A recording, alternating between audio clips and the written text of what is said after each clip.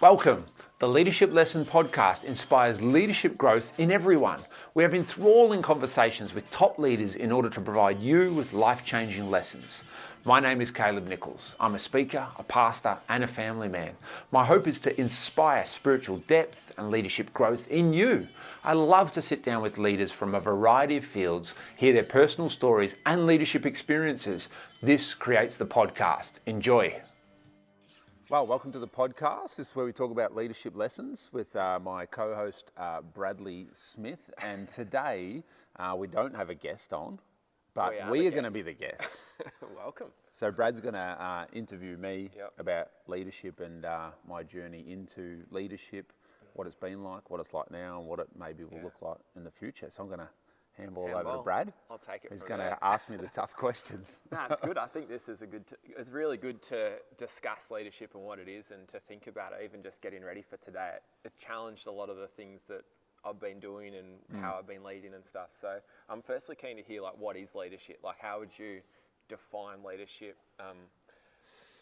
Not very fancy. I'm not John Maxwell or anything, but I would define leadership in a really simple way. And I say simple because I think a lot of people struggle to nail the simplicity of leadership. Obviously, the word suggests that you're going somewhere. Yeah. And being leadership, you're taking a followership. So That's there's good. a bunch of people who should be following you, and you got to end up at a destination, which I think is one of the greatest challenges of leadership, is being clear on what point B is. Yeah. And then secondly, the ability to take the followership. So who's following you actually there? Yeah. Lots of leaders have formal leadership positions, but they don't actually have clarity on where they're going, and they're not very good at getting people to follow them. So that's what I think kind of defines leadership. I like it. It simplifies a lot. And so for let's break the context of this down for someone who's watching. Is leadership for everyone? Is it for your position? How would you talk about how it relates to our everyday life versus our professional life? Well, I think leadership is for everyone. It has to be, because everyone has to lead their own life. Yeah. If you can't lead your own life, then you're not going to get out of bed in the morning. You're going to be depressed. You're going to have no motivation. So I think leadership is applicable to all of us, and there's probably no point trying to fight it or trying to redefine it as what you might call formal leadership roles or positions, because we all have to lead our life. And if you want to fall in love or have some kids or have a half decent job, you're going to have to learn to do. You're going to have to hone your leadership skills. It's so good. I think that this is a big part of the responsibility, and it seems like this has taken off as something that people are really drawn to at the moment. You see books, even I love the Jordan Peterson books, it's all about responsibility, which could kind of be pushed into leadership of your life and that type of thing, which I think we can all relate to, and we can all think like leaders for what you said, our own lives, our professional lives, where we're leading ourselves, where we're leading our families, that type of thing. So tell us a bit about your leadership journey. What's it looked like? So you're 39? 38. 38. Okay. He's up. Well, pushing it. So I look older than 38.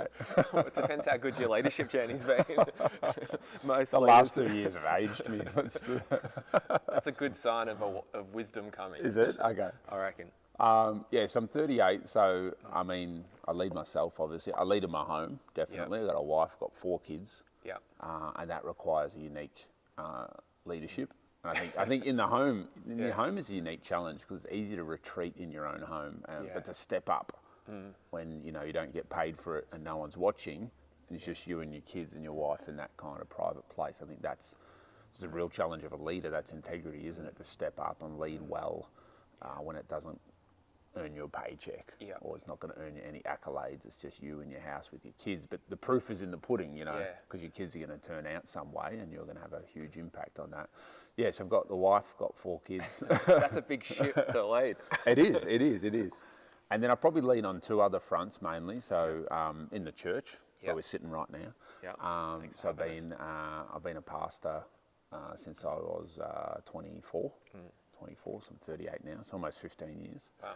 And I've been the lead pastor of this church for the last 9 years, since 2012. So when you're the lead pastor, that means you have other pastors on your team. Yeah. And then you have, and leading in a church is really unique, because most of the workforce are volunteers. Yeah, that would be so like interesting. any non-for-profit charity church. Yeah.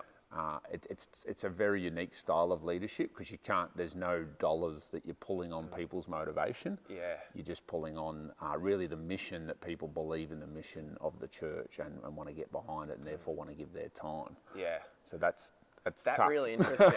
One of the things that I love watching you as a leader is that I'm in the business world, so it's more about like what someone wants to be a part of something good, but B, there's a financial reward. Yeah. So people will do things because it's just their job. Yeah. Where you've kind of haven't got that card to play because really it's like, are they following God's mission and what God's called them to do? And it's interesting to watch that. I think as a business owner, I can learn a lot from that.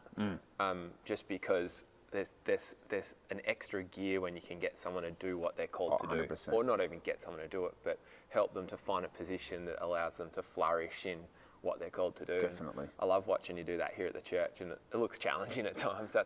It is really challenging, and you can't. At the end of the day, you've got to show grace and understanding and empathy when people don't live up to what they said they would. Because at the end of the day, they're not doing it for a paycheck. And at the end of the day, in the church world, you're really asking people to do things for God. Yeah. And that's, I think, can be difficult because people can get caught up on doing it for the pastor, doing it for their wife who also is in the church, or doing it for a friend or something like that. But at the end of the day, ultimately, it's doing it for God, and He sees the heart and He sees what people give. So it's trying to help people connect with God, and then their motivation come out of serving God. But then my leadership role is to kind of facilitate all of that while still being responsible for what I'm actually paid to do because I'm full time, and so it's a fine line. That's interesting, especially because I like hearing about the concept of allowing someone to come in and flourish in their calling, but there's also just that job part that you are a pastor, so you are here because God's called you, but there's also you just got a job to do. I reckon that would be a very difficult switch between hats. Lots of hats. How do you sort of differentiate between, all right, sometimes we've just got to do what we've got to do because it's just a job versus, of course, you want people to be doing what they love, what they're passionate about, what they're called to. Like, how do you sort of differentiate? Well, I still, to be honest, I still think it's like any leadership position in any organisation. I think if you're the best leadership stuff, if you read it, it's not going to be about money and business versus non-for-profit and mission. The best business stuff, even though money is going to be a big factor in there's a bottom line, and you've got to meet, responsibilities there, like yourself in your business, or else your business is over. I mean, effectively, a church is still the same. If there's no money, we can't operate. We can't turn the lights on. So there's similarity, but I think the big ticket thing in the non-for-profit world that business world could learn from is that, you're motivating people around the mission, that they believe in it, that there's passion, and they'll kind of lay their life down for it. But that's ultimately what you want in business. I mean, what real leader in the business world wants people rocking up for a good paycheck? So true. Ultimately, you want, and they've shown, this is proven through data and proper research, but it's shown that people will take less money if they feel like they're in a job where there's a mission and they're passionate about it and they're having an impact on the world. And you look at organisations today, I mean, in the Western world, we're demanding that McDonald's, Apple, banks all have this kind of charitable arm, or have this social, human, community interest, or have this green emissions element, green businesses. So we're demanding that. Even big business can't just say anymore, well, we're here to offer you a service and pay you money. Like, people are demanding an ethical element. And that's always been in the church, and it's always been in non-for-profit charity world. Like, it's about ethics, it's about lives, it's about the community. So I think it's really, really powerful. The other thing that I do, so I got the home, the church, and the third element is I founded with a great team a school in 2016. So it's attached to the church, been going for 6 years, and that I'm the chairman of the board there, so I work with the board and I meet with the principal every week. And so that's a bit of a different leadership role, because in the church I'm a bit more hands-on.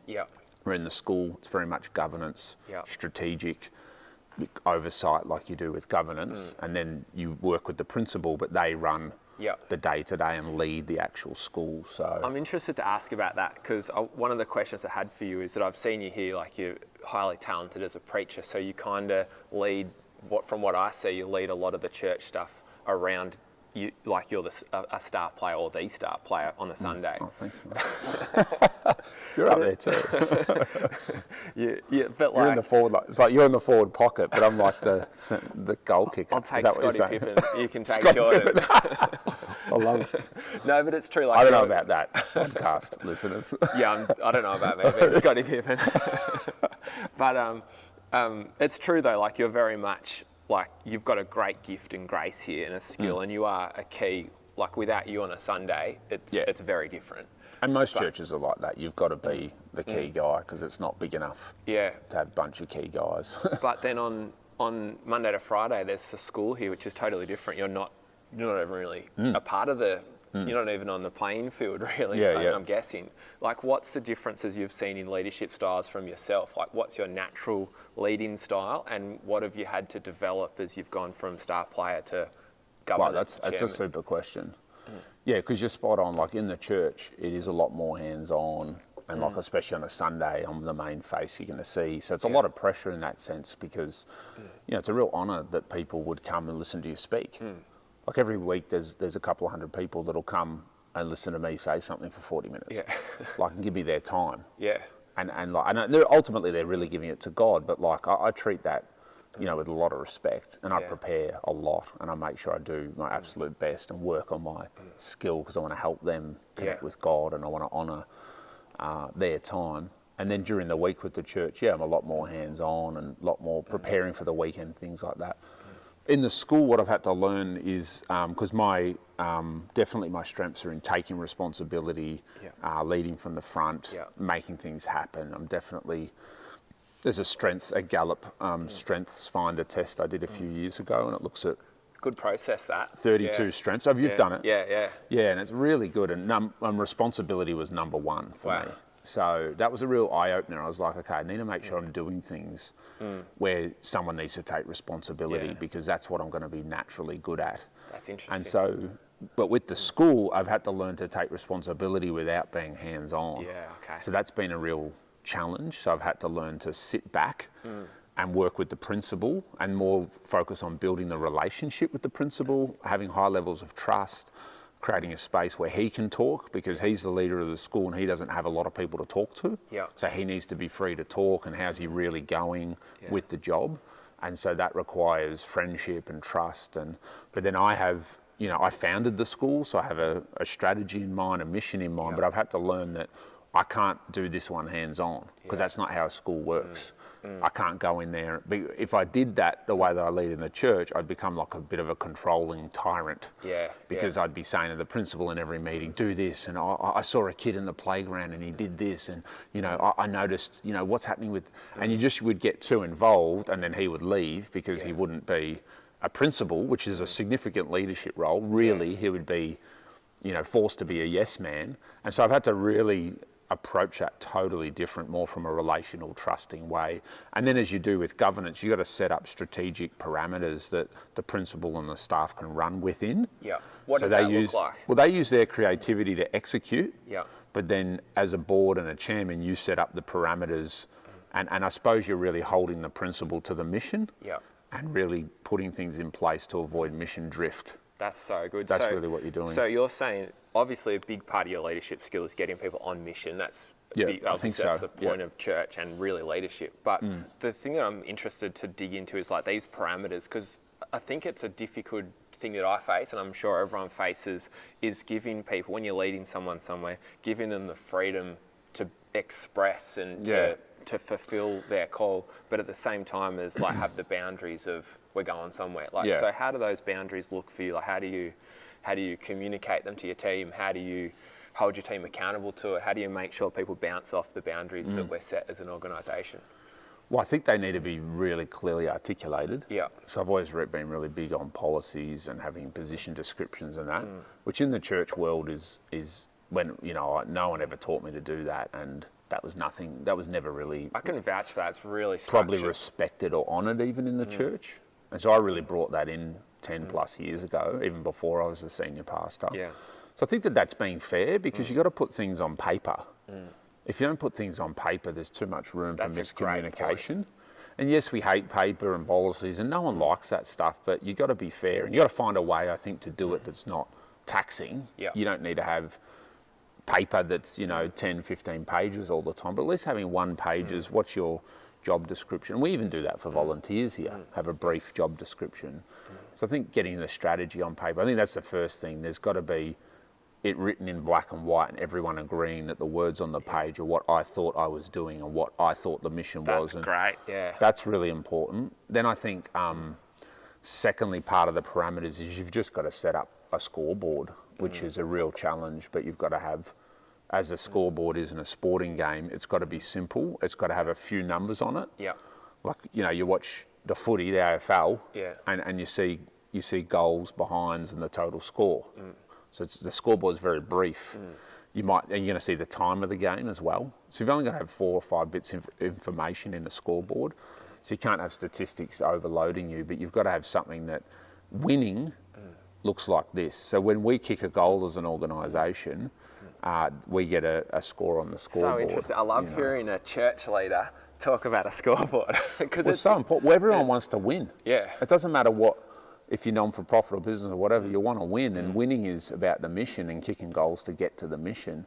And if people don't have clarity on the mission and clarity on what kicking a goal looks like, why would you want to play? So I reckon that's like a take-home. And just as you speak about that, I'm reflecting on the things in the areas that I lead, even our home. Like we've started to develop, before we got married, we developed a mission for our marriage, just a few sentences and scriptures that would guide our marriage. Then at work, we're very big on like, this is your job description, this is your scoreboard, this is how you know if you're winning or you're losing. Great. But it's so easy to drift from that because you get so many stories. And I just think that these scoreboards and these documented things are great ways to come back to this is where we're going. And I can vouch to what you're talking about here, even as a volunteer at the church here. When Mads and I started helping with the young adults coordination, we got handed a position results description, like a PRD. And we could see very clearly there was, I think, 5 dot points on what winning would look like. Yeah, great. And we know that things are going well when this is happening. So when that's not happening, we know we've got something's got to change. And I just thought that was a really good way to structure an organisation that's clearly got a mission. And church is probably the easiest organisation to know its mission. Yes. I thought it was really good. Yeah, really good. Good chat. No, I was a bit off tangent there, but I think it's really, this leadership stuff is so important for us to get back to so we can lead ourselves and our people somewhere. And I would say that one of the key outcomes of leadership is leverage. That through your leadership, you can do more together than what you could do on your own. Definitely. Like, for example, you could come here and preach your heart out, but if you didn't lead a great team, so when people come here, they were welcomed. When they encountered God, they had a place and a process and people to talk to. Like, all that is team. And definitely. Well, I wrote that down, I think, for probably one of my best leadership lessons that I've learned over the journey is exactly that, picking a good team. Yeah. Like when I was younger in leadership, I was just oozing confidence. And and and you're probably the same. What age? Oh, in your early 20s. What haircut? Blonde tips. Peroxide's back. It's coming back. So if there's any 24-year-olds watching that have got blonde tips, know that we've been there. You're going to get to 40 and you're going to regret the blonde tips. But I think picking a great team, because when I was young, like, you need a team and like that's rational, but you don't really get it. Yeah. And I think getting into more formal leadership positions where I had bigger budgets and more people to look after and responsibility taught me a lot. And I think getting married taught me a lot. Me too. There's a real, and obviously making a bunch of mistakes in my 20s, all of that kind of, it's just the arrogance of a young man. Yeah. Yes, I had confidence in that, which was great, and assertiveness and whatever, but man, I chewed some people. Yeah. And I'd really told some people some truths. And like you look back and you're like, oh, yeah, and it was probably right. And I've always been a good leader, but it's just the tact, the skill, the probably emotional intelligence. It's interesting. Probably being able to prioritise, like what's really important to sit down and confront someone with and what's like not. Yeah. And so I let a lot more things go now. I show a lot more grace and, but I think in that I learned, I think if I'm really honest with you, I think when I was young and that confidence and arrogance, I didn't really get what it meant to have a good team. Yeah, okay. And that's why I wrote that down today. I think my greatest leadership lesson so far, or one of them over the years, has been learning to pick a great team. Because I've come to realise, as I've been humbled by all of these different experiences, I've come to realise that you can't do anything without a team. Like you can't even, I couldn't have even driven here this morning for a podcast if there wasn't people out there that, you know, made the roads flat and made sure the traffic lights work every day, and like everything. We're so interconnected as human beings, but we have this weird, this human condition where we bend into this belief system that we're somehow alone or isolated, and we're just not. And even to drive, you're not. Like, people are doing all kinds of stuff, so you can just drive on the road. Let alone here in the church, like there's so many people working all the time to do bits and pieces, so that maybe I can be the star player preaching on a Sunday.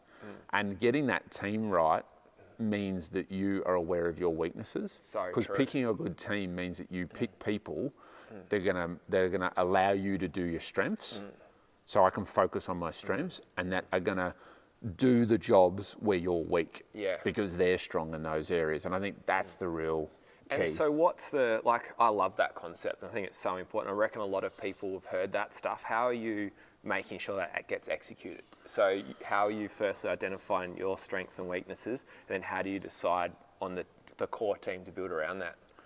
Yeah, I think one of the best things, probably that I always did okay, but I've got a lot more better at it as I probably got a bit more humble, is I just ask for a lot of feedback. Like, I've just really learnt to get over being concerned with feedback. I'm not even looking for affirmation at all, really. I'm really looking for what's going to help me be better. That's interesting. And so asking that a lot about myself, and you would experience this with the church. Like, we're not scared to go to the church, the congregation, and say, what did you think of Sunday? What do you think of what we're doing? What did you think of this event? Like, we're just always looking for ways to refine what we're doing. And I think just learning to ask that a lot, asking my team. I mean, I've been blessed with, like, in the church here, we have an oversight team, like a board, who helps govern the church. And they're just a great, I mean, a lot of those guys are older than me. Well, most of them are older than me. They've been on boards longer than me. They've been in church longer than me. Well, as an adult in church longer than me. And so I'm always asking those guys as well, what did you think of this? Or how do you think I'm going with the job? Or any feedback? Or how do I do this with a staff member? Or just always looking for, I think when I was in my 20s, I would think of a way and I would execute. Now I still think of a way to deal with things because I'm good at that. And you're the same, good at solving problems, and I'm very decisive, which is great strength. But now I know what I want to do, but then I run that by 3 or 4 people and refine what I want to do, sometimes even totally change it based on the advice of others. So then you're getting, you know, and the real skill I think, and I wrote this down as well, I think this is one of the greatest skills of a leader, is not sitting in your formal leadership position, you know, speaking down the mountain to everyone else who's not at your height yet. I think that's a crazy use of a formal leadership position. You know, we fight our way to the top of the mountain, and we get in this seat, and we're sitting in this position, and people come to us, and we have certain powers, and we can spend certain money and whatever. But then the whole point of getting to this formal position is not so that you're the big boss. It's actually so that you can empower others. And you can use, probably what you were saying before, you can use your leverage to actually maybe accelerate the development of others, open doors for others. Really good. And so I think learning that and coming to this formal leadership position I'm in now, but using that to help others and to learn more myself and to take feedback more, I think that's been a great thing that I've come to understand, especially in my 30s, rather than having the position, therefore I can just raise my voice a little and my way will happen. I mean, that's like the laziest way of using your formal position. Of course, you're going to have the biggest influence. You raise your voice, you're going to get what you want. You say, I want X in the budget, it's going to happen. But what a stupid way to use your power to do the obvious things that obviously you're going to have the most sway in certain decisions and whatever, when you could use your power to open doors for others and help others grow and refine the organisation by being meek and listening and taking in the wisdom of others. And I think learning that, man, I think as I've got more and more, you know, into formal leadership, had more and more power, I've realised that I know less and less, and I understand less and less. And there's way smarter people and there's way better leaders. So it's either I, you know, buckle down and dig in and really hold my position in the power, or I use my position to go, let's learn, let's grow, let's find out more, let's broaden, let's deepen. Really good. What a shift. And like, I think the more I talk to leaders, like I'm obsessed with like studying leaders. It's one of my favorite things, to read books, to watch YouTubes, to have chats like this, and just see how people are managing, leading, and really growing and getting leverage around that. And I constantly find that one of the most common threads of successful leaders is that they've had defining moments or defining seasons that, like you talk about being a young bloke who came in, big vision, a lot of enthusiasm, going somewhere, and that worked. It's not like that doesn't work. Maybe it doesn't work forever. But I think that one of the things that I've come to realise lately is you have all of that energy, skill, passion, drive, and that gets you into a formal leadership position. Yeah. It gets you, like, you're running a business, I'm running a church, but they're not the skills you need for the next season. So true. Once you're in the seat, yeah, you don't need the drive, the decisiveness, to walk over people, the bluntness. You don't need that anymore because you're there. So true. So there's another new set of skills to learn, and I think that's what I've been learning. I think a lot of leaders fail there because they get in their seat and then they're not sure what to do with the power. Yeah. You know, or it's that because they're using the old tool bag. That's and it's like you got to find new tools. That's I reckon that's probably the hardest thing of life, really, isn't it? Like realizing what the change of season and the tools required for that change of season. Well, it's like when you get married.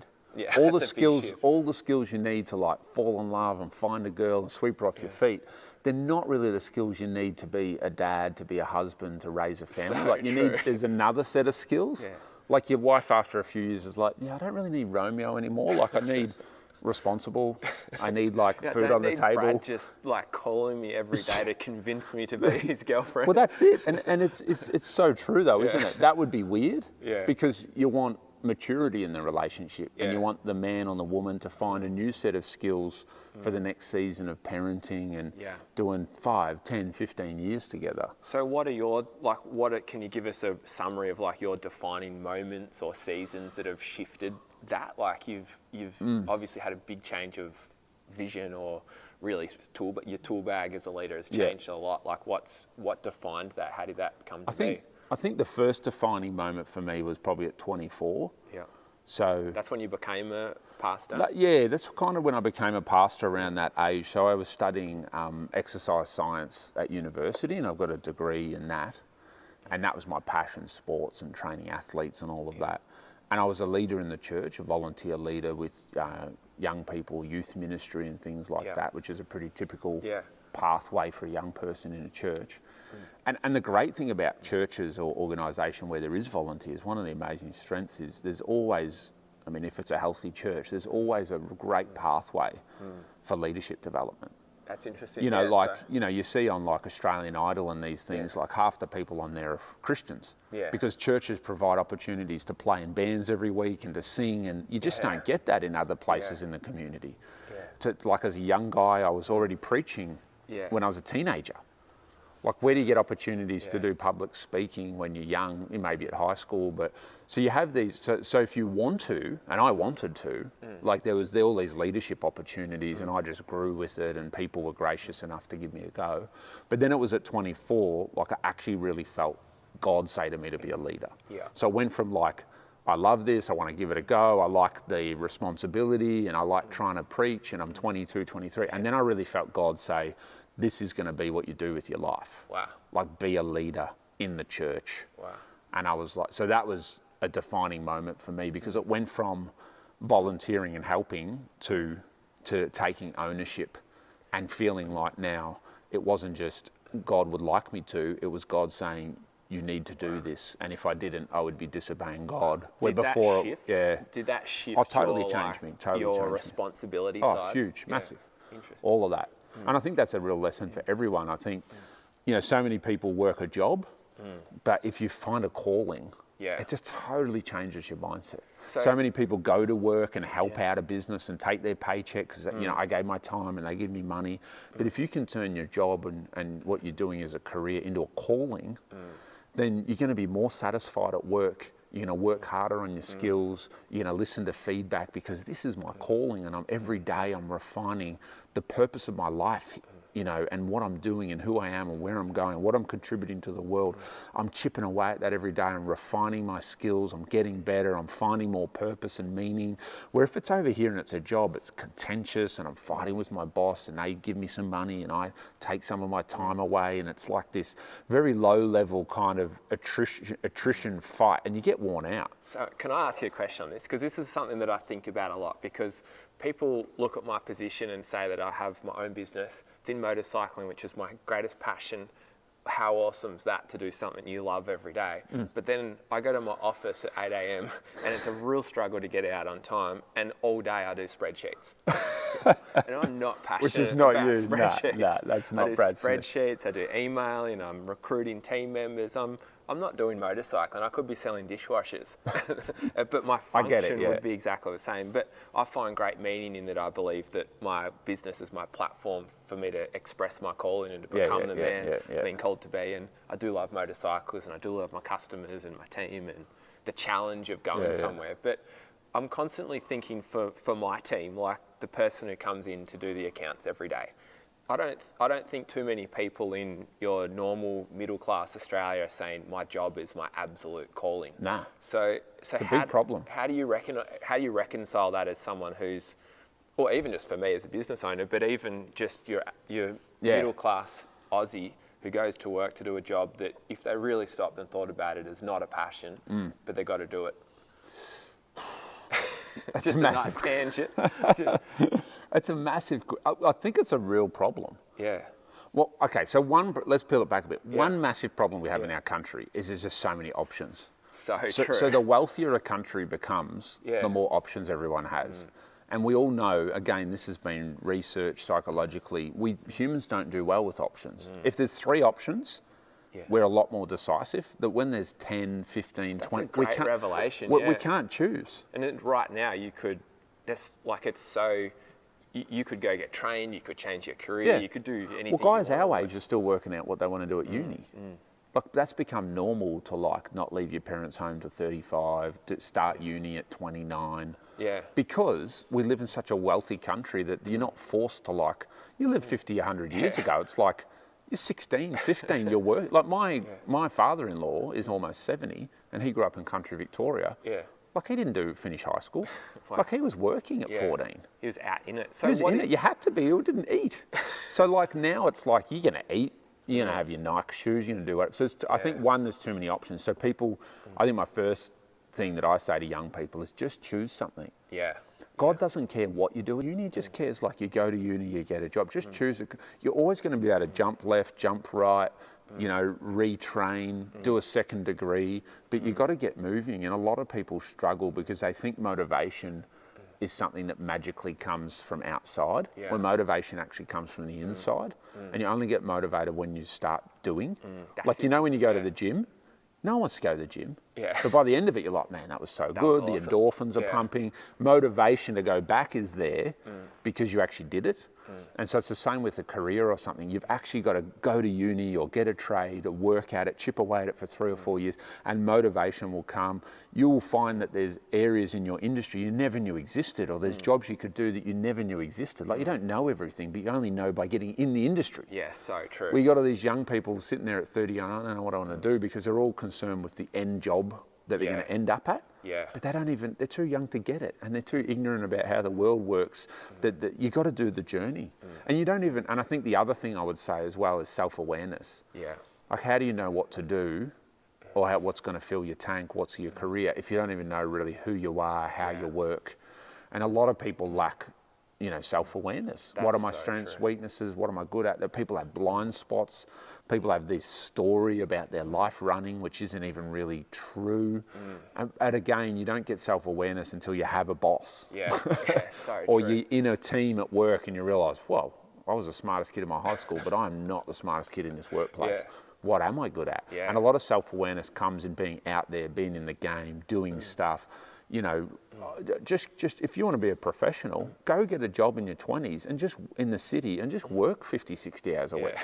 After 5 years, you'll know your strengths, you'll know your weaknesses, you'll understand what you want to do, what you don't want to do. But young people are too scared to even like work 2 weeks in the city. Yeah. Like, I've got to travel to the city and I'll just stay here making, I'll just stay here at the local cafe working. And then at 29, there's still the local cafe working. You're like... It's interesting. One of the big things that I've just been aware Sorry, of I'm is... ranting a bit No, there. I just wanted to take that off tangent. We're just like, all our young adults like, unsubscribe, unsubscribe. It's true, but so many people have this vision of like, I'm going to get my perfect job, so I'll work out what, I'm not, and most people realise they're not in that now, but I think the point I'm trying to raise is that people probably look at me and say, on paper, I've probably found that I'm passionate about bikes, it's my own business. Same. But I go to work every day, everything's broken. Yeah. Like people don't do exactly what they're supposed to do. Exactly. I don't sell as much as I should have. We lose money, bikes break, like things go wrong. That's it. So life. Welcome to life. Like, it's so true. But you're alive.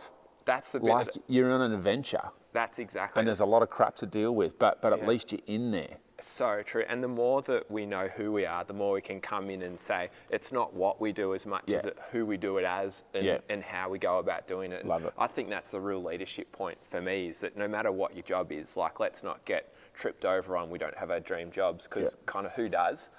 I haven't really met anyone who does, except the people who sell courses to help you get your dream job. Of course. But it's true. It's like more about how do we come in and know exactly who we are and really work on our identity stuff and let God deal with us and the who and the who's we are as we. Because then you're secure. Then you're secure and you go to work every day and you're secure in yourself. Yeah. And you don't need to be the smartest, the most emotionally intelligent, the most skilled in the workplace. But if you're secure, you'll slowly move forward. I was never the smartest, the cleverest. I wasn't strong in any of the things that you'd want to be strong in high school. Interesting. But I think I was just good at sticking around and I was good at just taking responsibility. And that's something that I think if you ask my closest mates, I would say, Caleb's just always there. Yeah. Like I'm just consistent. Yeah. So I think I'm a bit more like the turtle than the hare, and I think that's been a great attribute. So I've learnt to work with that. Yeah. And a lot have come and gone over the years, but I've just kind of stayed and then worked on refining my skills as I can. But I never had any of the formal or kind of razzle-dazzle skills that you would want.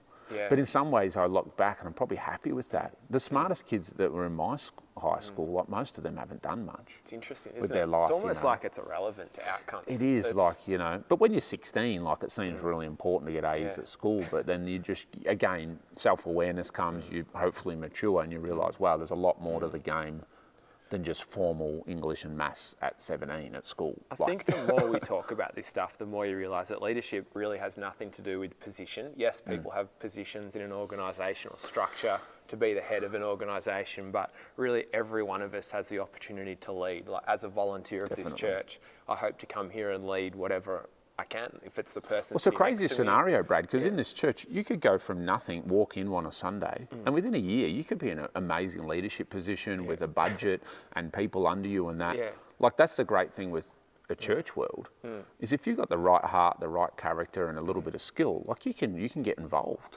So true. And there's a pathway there. Like, you don't have to, it's not a political thing where you have to persuade or become friends with me or whatever, or...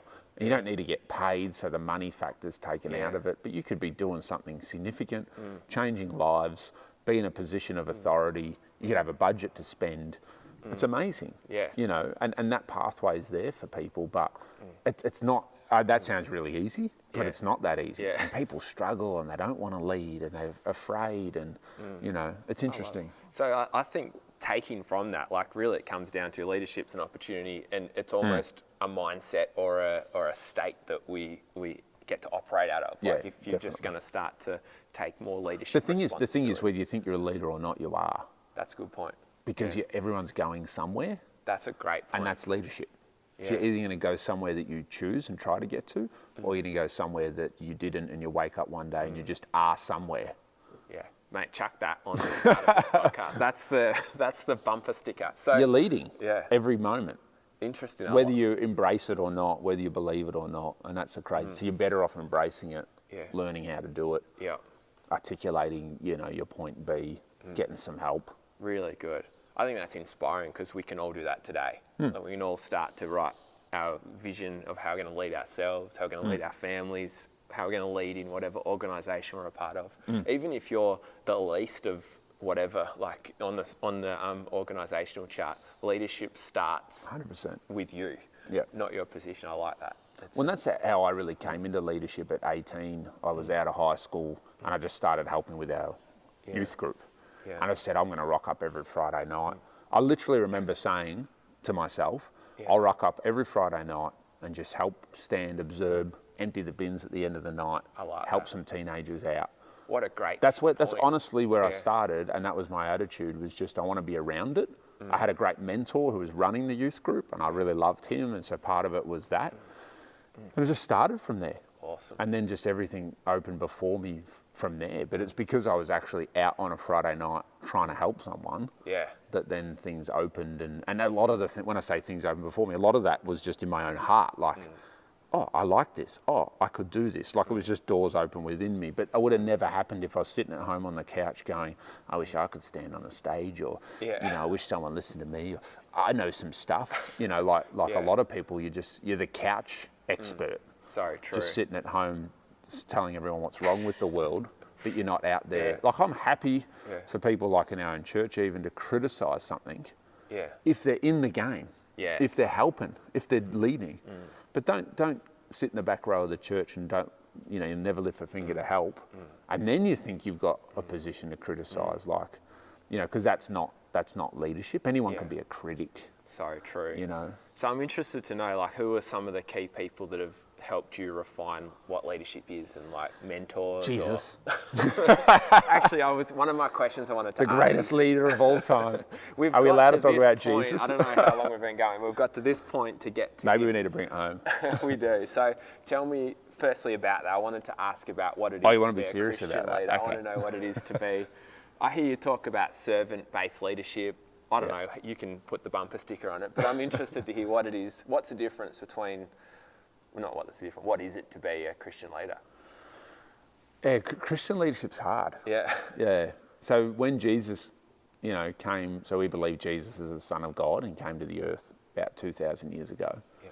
So when Jesus rocked up, leadership was pretty well defined. It was the Roman centurion would go out to the battlefield for 10, 20 years and expand the Roman Empire by winning battles out on the, fighting the barbarians, and that was what it meant to be a man. It's what it meant to be a leader. And then that military leader, after killing, pillaging, raping, destroying, being the most manliest man you could ever be. I mean, imagine that 2,000 years ago with your sword. If you survive that 20 years, then you come back to Rome and you have a big house, a wife, you have a political position because you have this military career. So then Jesus comes and says, he says things like, the greatest among you will be your servant. Yeah. You imagine the Romans listening to that? They'd be like, no, the greatest is the guy with the sword who stabs everyone and, wins battle. And it's like, and then he says all this stuff about being the least. And then he's like a rabbi, a guru, like the greatest teacher on the face of the earth, yet he's hanging out with lepers, which no one went near lepers. He's spending time with prostitutes, tax collectors. So this is like your modern day pedophile, murderer, domestic violence abuser, stalker guy who beats his wife. He spends time with them as the greatest leader. Wow. And then to bring all this to an head and to bring it all to a victory, he goes to the cross and dies as a common criminal. There's no battle, there's no winning, there's no playoff, there's no victory parade. He goes and he dies, and all of his followers are like, well, that was a fun 3-4 years, and it's all come to an end, and he's dead, and well, let's just go home. But then he rises from the dead, and that's the clincher that changes everything, So his victory was actually dying and sacrificing. So servant leadership in the Jesus Christ example is actually, it's sacrifice and it's laying down your life for others. And this is what our whole Western culture, democracy is all now built on. It's not built on the military leader, the toughest guy. It's actually built on servant leadership. So even in Australia, our Prime Minister, he's called the Prime, as in number one, Minister, as in servant. Minister means servant. So he's the number one servant in Australia. That's what it means to be the Prime Minister. Yeah. That's all come from Christianity. Wow. because we now see our Prime Minister as the number one servant of the nation, and when we vote him in, we expect him to lay down his life for the good of the country. This is totally different. Forget this. This is totally different to the Roman and many countries still today, where to be the number one is to be the military leader, is to have killed your opponents, is to risen to the top through corruption. This is the usual way of leadership in the world. Yeah. But Western culture, we demand this ethical servant.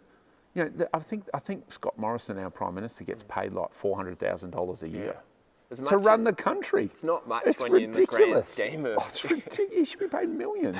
That's why we don't have the best people running our country. Because in the business world, he'd be earning $2 million a year as a CEO somewhere. You know, so we don't even pay them well because people would be offended if he got paid too much. People think it's too much already. Oh, most it's people would be insane. saying that's a lot. Could you imagine he works from 5:15 a.m. to 10 p.m. every day running a country and you get $400,000? That's just ludicrous.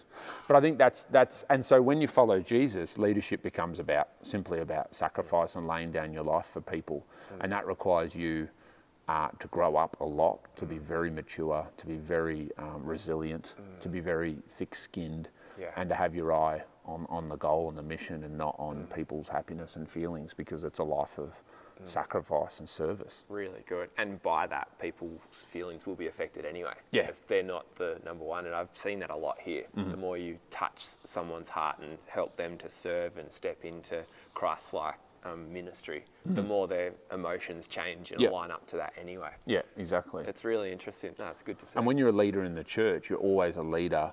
You're always a follower of Christ first, and then you're a leader second. Yeah. So that's the great equalizer. At the end of the day, I might have the formal position in the church, but ultimately I'm on the same level as everyone else. We all believe in Jesus and follow him. Yeah. So every time I preach to help people follow Jesus better, but I'm also preaching to myself, and I'm sitting there in the congregation also growing, also following Jesus, also being convicted by the scriptures I'm teaching about, like I'm not better. And that's the danger in church leadership.